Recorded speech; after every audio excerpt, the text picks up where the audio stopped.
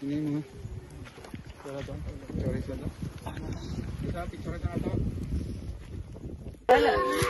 Terus aman siya nawala ate.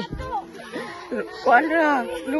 Lunes na pa na siya. Martes, posible Martes. Martes. Martes. Asan mo last nga nakita ni imong apo? Sa Lunes, naligo pa na sila. Dapit na ligo. Sa tapa. Sa pa. Da sa kuan, ubos sa ilaha. Sa ubos.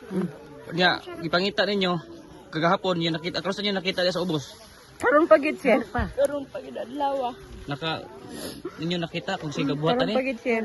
Wa mo kabalo. Kay gahapon pa mi nakaabot Apo kung gikan. sa lantapan. Lantapan. man sila.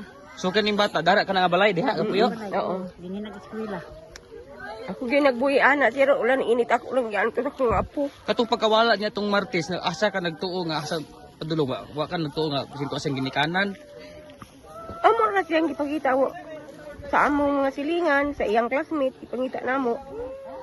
Pero nanikamot ko nga, kuan, hatagang gigusti siya ang akong apo nga makita ang patay o buhi.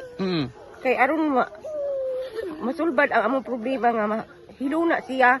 Pero karong gitagaan mi karon sa Ginoo, nakita siya bisan patay na siya. Hatagang ginamo siya gusti siya, sir. Sige ate. Palangga kay na ako apo na ako siya. Sige ate.